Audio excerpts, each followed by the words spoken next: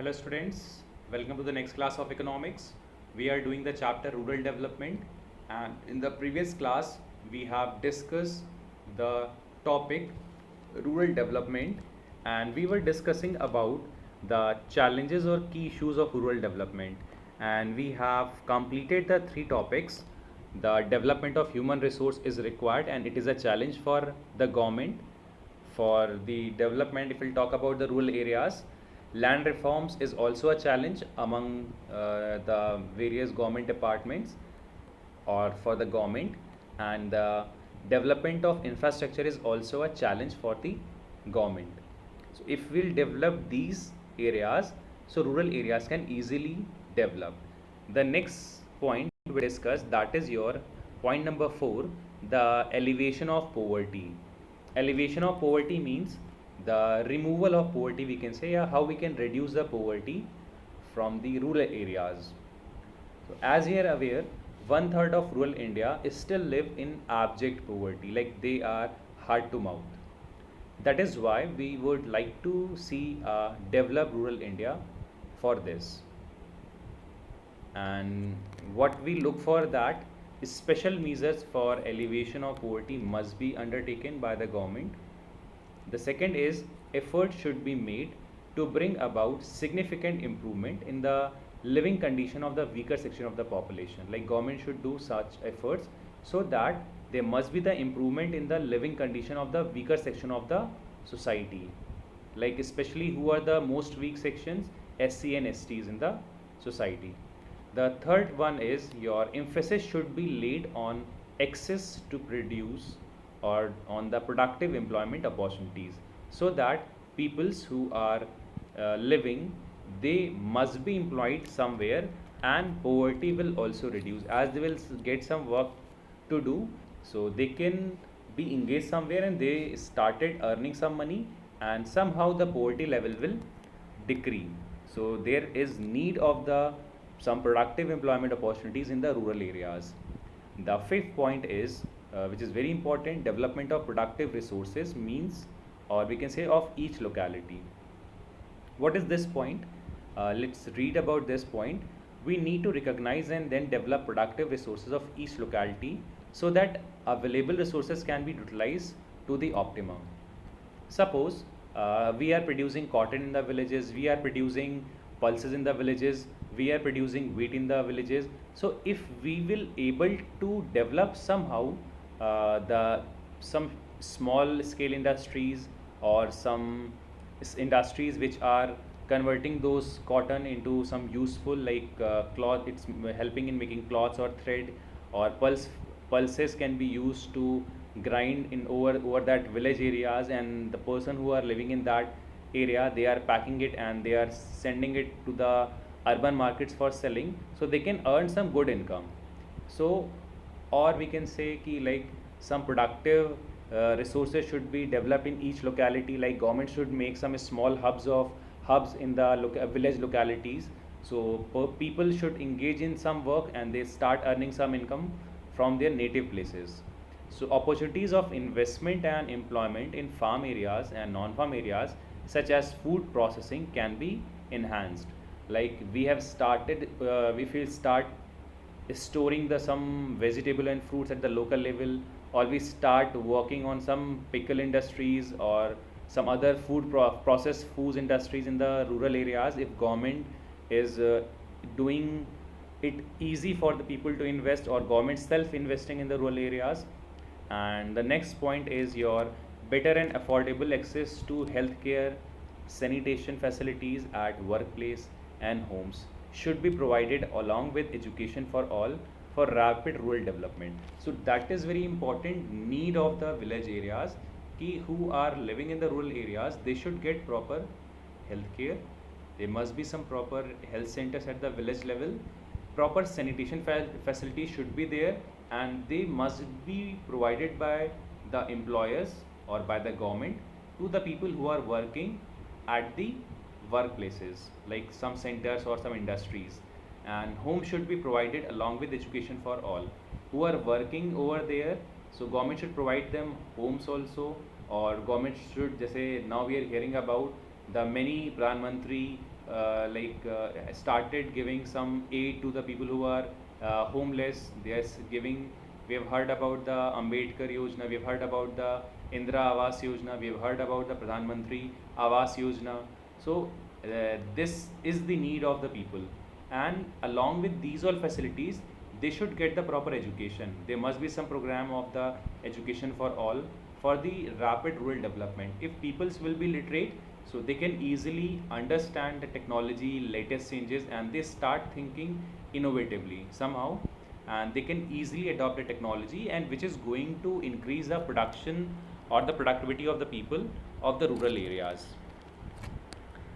It was observed, what observed, let's see, that an earlier chapter that although the share of agriculture sector's contribution to GDP was on a decline. Yeah, we know day by day it is declining.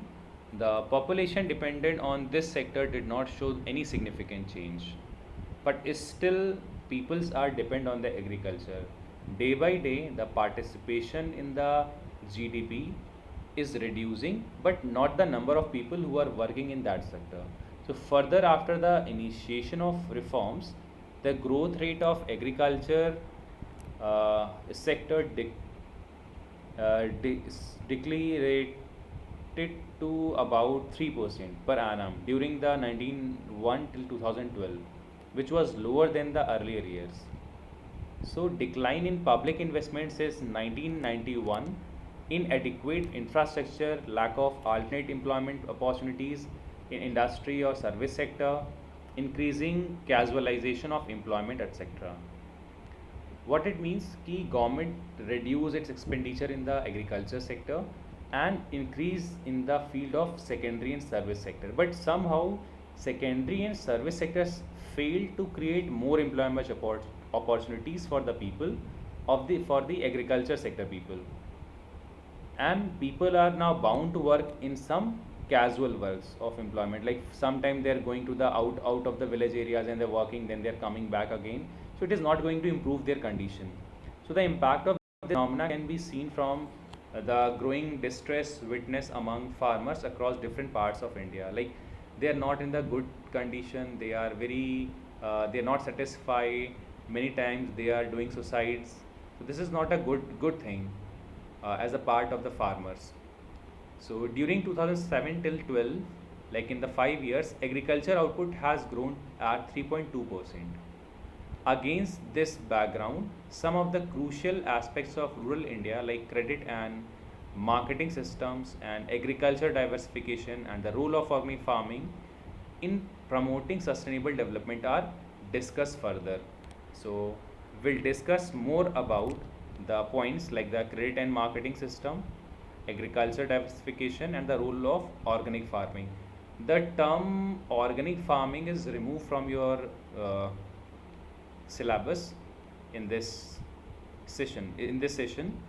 So discuss that point, but remaining points are important. We'll discuss those important points in the next session. So now the next topic which we'll discuss today, in briefly we'll discuss credit and marketing in rural areas, or rural credit. Very important. So growth of rural economy depends primarily on infusion of capital from time to time to achieve higher productivity in agriculture and non-agricultural sector. So as the time gestation, we can say, between crop sowing and realization of income after production is quite long. So farmers borrow from various sources to meet their initial investment on seeds, fertilizers, implements, and other family expenses on marriage, debt, religious ceremonies, etc. So rural credit refers to credit for the farmers in rural areas, and credit contributes to the growth in rural areas. Definitely, and government should ensure an effective rural credit delivery system so that timely access to credit is made possible in order to enhance agricultural productivity. I read what is written in the book. Now the part is कि when we talk about the rural credit, what it means, it refers to the loaning and which farmers or the rural peoples are needed. Why they need the money, why they need the credit, they have some needs. What are the needs of those people? The needs of like they need some initial investments on they need some initial investment in farming, such as they require seed, they require fertilizer, and they want to implement, and they have some family expenses also, like marriage, death, religious ceremonies. So why rural, and for which needs rural people take credit? So we have a list. For doing farming, they need credit for seeds, fertilizers, insecticide, pesticide, and the farm machinery. They take loan or credit. Okay. On the second hand, on the second part, they also take credit or loan for some family expenses such as marriage, death, and religious ceremonies. So I hope this is clear. Now the point is कि what you will going to write. You will write about the rural credit refers to credit for the farmers in rural areas, full stop.